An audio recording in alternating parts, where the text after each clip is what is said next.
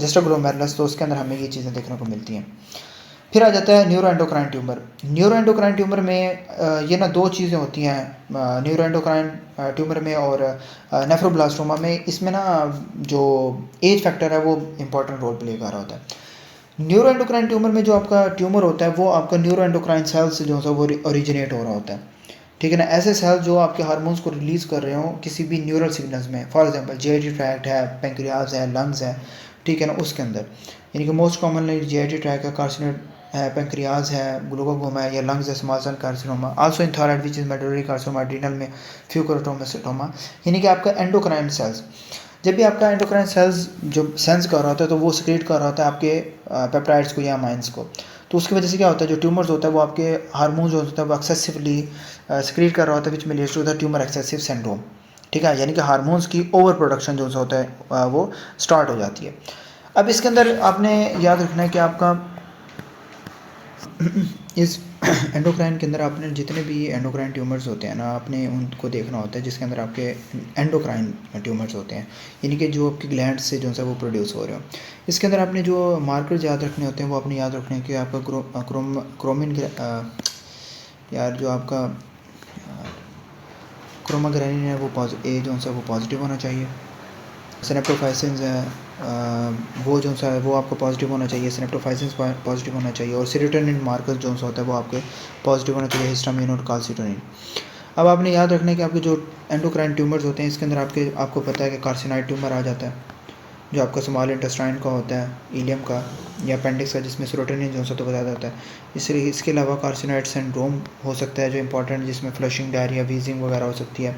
इसके अलावा जो आपका 5-HIA है वो आपका यूरिन के अंदर जो सा वो ज़्यादा हो जाए, ठीक है। MCQ में आपने सिर्फ याद रखना है जब भी आपका पेशेंट प्रेजेंट करेगा तो इसमें क्या हो रहा होगा, flushing, diarrhoea, right sided heart disease, इन तीनों को आपने याद रखना है। इसके अलावा पैंक्रेयाटिक एंडोक्राइन ट्यूमर्स हो सकता है जिसके अंदर आपको इंसुलिनोमा आ सकता है, इंसुलिन ज़्यादा हो सकती है, हाइपोग्लाइसीमिया, और वो पिल्ट्रेट मैंने आपको जो बताया वो आपने याद रखना है। इसके अलावा गैस्ट्रोनोमा है, गैस्ट्रोनोमा के अंदर आपका जो लिंगर एलिसन सिंड्रोम है जिसके अंदर जो आपके जो गैस्ट्रिन है वो ज़्यादा प्रोड्यूस हो रहे होते हैं, इसकी वजह से पेप्टिक अल्सर और डायरिया हो सकता है। ग्लूकोगोमा है जिसके अंदर आपको ग्लूकोगोन ज़्यादा हो सकता है। वाइपोमा है जिसके अंदर VIP जो से होते हैं वो ज़्यादा हो जाते हैं, वैसोएक्टिव पेप्टाइड्स जो से तो वो ज़्यादा हो जाते हैं जिसकी वजह से वैट्रोडायरिया, हाइपोकलीमिया हो सकता है, और WDHA सिंड्रोम जो होता है वो हो सकता है, स्मेटोस्टिनोमा हो सकता है। तो यानी कि जितनी भी एंडोक्राइन ट्यूमर्स हैं ना वो आपके इसके अंदर जो होता है वो इन्वॉल्व हो रहे होते हैं, ठीक है। तो जब ट्यूमर होता है और वो अनकंट्रोल हार्मोन सिक्रेशन कर रहा होता है तो उसकी वजह से फिर मल्टीपल सिस्टमिक इफेक्ट होते हैं, चाहे आपका GIT के ऊपर हो, पैंक्रियाज के ऊपर हो, हार्मोन्स के ऊपर हो, आपके लंग्स के ऊपर हो, आपकी ग्रोथ हार्मोन्स के ऊपर, वाइपोमा हो, ग्लूकोनोमा हो, जितनी भी चीज़ें होती है वो आपकी ज़्यादा हो जाती हैं। डायग्नोज में आपने सिर्फ हार्मोन लेवल देखना होता है स्पेसिफिक ट्यूमर का, और आपके जो मैंने आपको बताया क्रोमोजिन A, आयरन, न्यूरॉन स्पेसिफिक एनलोस जैसे नेप्रोफाइसिन, सेरोटोनिन, हिस्टामिन, कैल्सिटोनिन, ये सारे जो है वो पॉजिटिव होने चाहिए। चीज़ एक्यूरोटाइड स्कैन, ऑक्टीरोटाइड स्कैन, ठीक है। बाकी ट्रीटमेंट में आपने इसको सर्जिकल रिमूवल करना होता है या एक्यूरोटाइड देने होते हैं, यानी कि आपने हार्मोन्स को इनहिबिट करना होता है, या आपकी टारगेट थेरेपी यानी कि एडवांस केसेस के अंदर आपने टारगेट थेरेपी करनी होती है। फिर इसके बाद आ जाता है आपका न्यूरोब्लास्टोमा। अब न्यूरोब्लास्टोमा के अंदर जब भी आपका पेशेंट प्रेजेंट करेगा most commonly solid extracranial tumour in the children's. इसमें भी दोनों में एज फैक्टर इसलिए करते हैं कि शायद ना कंफ्यूजिंग हो जाता है कि शायद न्यूरोब्लास्टोमा में या जो आपके न्यूरोएंडोक्राइन ट्यूमर्स हैं उसमें आपके कहीं ना कहीं आप शायद बच्चों की हिस्ट्री हो। तो न्यूरोब्लास्टोमा जो सा होता है वो आपका ट्यूमर होता है जो आपके न्यूरोकल सेल से आ रहा होता है, जो आपके सिंपैथेटिक नर्वस सिस्टम के होते हैं, ठीक है।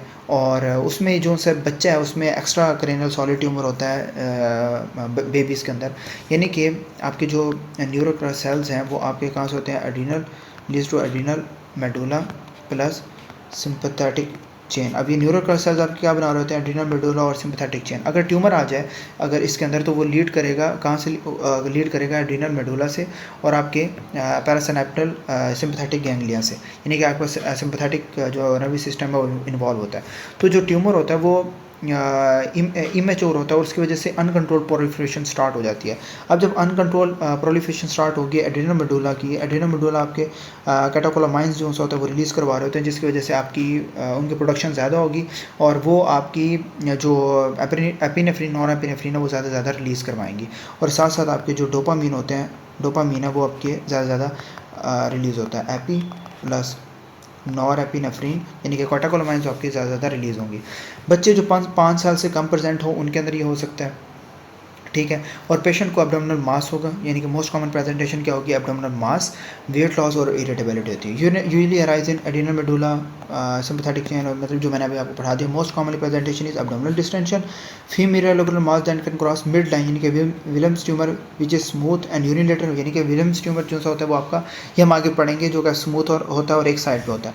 Less likely to develop hypertension then with pheochromocytoma, ये भी हमने आगे पढ़ना, can present with also clonus myoclonus syndrome which is a dancing eye dancing feet, यानी कि आपकी आई की जर्किंग हो रही हो, ऐसे बार बार ऐसे पड़क रही हो और मसल जो से होते हैं वो आपके बार बार जो होता है जर्क कर रहे हो। इसको हम कहते हैं पैरान्यूप्लास्टिक सिंड्रोम। क्या कहते हैं?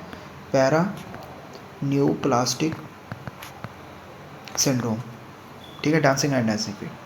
अब डायग्नोज के अंदर हमने क्या करवाना होता है कि इसके अंदर जो आपका हीमोवेनेलिक और वेनल मेंडालिक एसिड, ये आपके जो से होते हैं दोनों अपने टेस्ट करवाने होते हैं। ये आपके यूरिन के कैटेकोलामाइन मेटाबोलाइट्स होते हैं जो दोनों ज़्यादा होते हैं, ठीक है ना। तो दोनों इन दोनों में के अंदर ज़्यादा होंगे। आगे जब हम फियोक्रोमोसाइटोमा हम जब पढ़ेंगे तो उसके अंदर भी वेनल मेंडालिक एसिड जो है वो हम करवा रहे होते हैं और उसके अंदर आप देखिएगा कि क्या चीज़ ज़्यादा हो रही होती है और क्या चीज़ कम।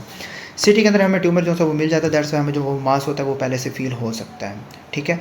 बायोप्सी के अंदर हमें, अगर हमने बायोप्सी की है तो उसके अंदर हमें स्मॉल राउंड ब्लू सेल्स जो है वो हमें मिलते हैं और इसके अंदर जो है वो ह्यूमर राइट्रोसिटीज़ देखने को मिलती हैं। ह्यूमर, खैर ये एनली का कोई क्वेश्चन नहीं है लेकिन फिर भी रासिटीज़ ये देखने को मिल रही होती है, which is a classical histology, ठीक है। ट्रीटमेंट में वही सर्जरी है, केमोथेरेपी या रेडिएशन वगैरह हमने करवाना होता है। बस आपने ये याद रखना है कि जो सा वो चाइल्डहुड होता है, चाइल्डहुड यानी कि बच्चों के अंदर होता है, ठीक है ना। एड्रीनल मास हो रहा होता है, यानी कि एब्डोमिनल डिस्टेंशन हो रही होगी। हम जब पाल्पेट करेंगे तो हमें मास फील हो रहा होगा।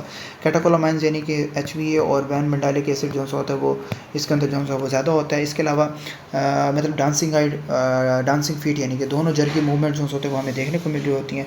इसके अलावा आपको जो है वो ह्यूमर राइट्रोसिटीज़ जो है वो देखने को मिल रही होती हैं। It is all about neuroblastoma. Last topic of today pathology is, आगे भी पढ़ा अच्छा नीचे, अच्छा एक और टॉपिक भी है। अच्छा मुझे लगा शायद फियोक्रोमोसाइटोमा पे एंड हो रहा है। अच्छा फियोक्रोमोसाइटोमा क्या होता है? फियोक्रोमोसाइटोमा की मैं आपको एक ओवरव्यू बता देता हूँ कि जब भी आपके पास पेशेंट प्रेजेंट होता है उसके अंदर एपिसोडिक हाइपरटेंशन होती है, यानी कि कभी बहुत ज़्यादा और कभी बहुत कम। और ट्यूमर किसका और होता है? Adrenal medulla in adults, commonly किस सेल्स के अंदर होता है? क्रोमोफिन सेल्स का। किसके? एड्रेनल मेडुला के अंदर। अब जब भी आपके क्रोमोफिन सेल्स के अंदर आपका वो होगा फ्रॉम न्यूरोक्रेस सेल्स, तो वो आपके कैटेकोलामाइंस जो होता है वो रिलीज़ करवा देते हैं। क्या करवाते हैं? कैटेकोलामाइंस क्या करवा रहे होते हैं? रिलीज़ करवा रहे होते हैं। तो इसके अंदर जो होता है वो कैटेकोलामाइंस रिलीज़ होंगे, यानी कि एपिनेफ्रिन, नॉन एपिनेफ्रिन। जब भी ट्यूमर होता है तो उसकी वजह से आपके कॉन्टिन्यूसली कैटेकोलामाइंस रिलीज़ होते हैं और आपकी सिंपैथेटिक एक्टिविटी ज़्यादा हो जाती है। जब आपकी सिंपैथेटिक एक्टिविटी ज़्यादा होगी तो उसकी वजह से आपको जो वैसोकंस्ट्रिक्शन होगी और हाइपरटेंशन देखने को मिलेगी। इसके साथ साथ आपकी जो हार्ट रेट है वो भी आपकी ज़्यादा होगी बिकॉज ऑफ हाइपरटेंशन, और आपकी जो ग्लूकोज है बिकॉज ऑफ ग्लूकोनियोजेनोलाइसिस या ग्लूकोनियोजेनेसिस वो भी आपकी ज़्यादा होगी, ठीक है। तो इसमें आपने क्लासिक ट्रायड याद रखना है, ट्रायड याद रखना है कि आपको हेडेक होगी, एपिसोडिक हेडेक, स्वेटिंग और palpitation which is proximal hypertension, कभी ज़्यादा और कभी कम, ठीक है ना। उसकी स्पाइक्स आना आपको जो है वो स्टार्ट हो जाएंगी। ट्रेमर, पेलर, वेट लॉस भी हो सकता है, लेकिन सडन होंगी, अचानक होंगी, फिर उसके बाद अचानक जो है आपका हाइपरटेंशन जो है वो बिल्कुल ठीक हो जाएगा। अच्छा, may also secrete erythropoietin which में leads to the polycythaemia. Spells होंगे यानी कि ज़्यादा और कम। फाइंडिंग में कैटेकोलामाइन जो होते हैं वो आपके ज़्यादा होते हैं, यानी कि फर्स्ट लाइन जो टेस्ट आप करवाते हैं वो प्लाज्मा फ्री मेटानेफ्रिन्स होते हैं और 24 आवर यूरिन मेटानेफ्रिन्स होते हैं, जो दोनों ज़्यादा होते हैं प्लाज्मा के भी और 24 आवर जो होते हैं। और मेटाफ्रिन्स होते हैं वो मोर स्टेबल होते हैं as compared to the catecholamine, ठीक है ना। तो हमने इनके अंदर दोनों चीज़ें जो होता है वो देखनी होती है और वो ज़्यादा हाई होती हैं। कंफर्मेशन के लिए हमें इमेजिंग या फिर MIBG स्कैन हम करवा लेते हैं, ठीक है ना। बाकी ट्रीटमेंट के अंदर जो होता है वो हमने अल्फ़ा ब्लॉकर्स हमने पहले देने होते हैं। ए पहले है तो हमने अल्फ़ा ब्लॉकर्स पहले देने हैं, अल्फ़ा ब्लॉकर जो होते हैं वो पहले देने, यानी कि फ्लोक्साबेंजामीन। उसके बाद हमने बी होता है तो फिर हमने बाद में बीटा ब्लॉकर्स देने, ठीक है ना। और आफ्टर अल्फ़ा ब्लॉकर्स, ठीक है ना, क्योंकि नेवर कभी भी आपने बीटा ब्लॉकर्स स्टार्ट नहीं करे, उसकी वजह से जो अल्फ़ा की स्टिमुलेशन है वो अनअपोज्ड हो जाती है और हाइपरटेंशन जो होता है वो सीवियरली जो होता है वो ज़्यादा हो जाता है। क्लियर। तो और बाकी ट्यूमर की जो सा वो हमने सर्जिकल जो सा वो हम ट्यूमर को जो सा वो रिमूव भी कर सकते हैं, ठीक है। तो हमने इस तरह याद रखना। बाकी आपने ये रूल ऑफ 10 जो होता है वो याद रखना। एक रूल ऑफ 2 भी होता है, वो आप मुझे बताइएगा क्या होता है। 10% मेलिग्नेंट होता है, एक्स्ट्राऑर्डिनल है, बायलेटरल है, मेलिग्नेंट और चिल्ड्रंस के अंदर सबसे ज़्यादा होता है। So this is pheochromocytoma. अच्छा जी, फिर आ जाता है आपका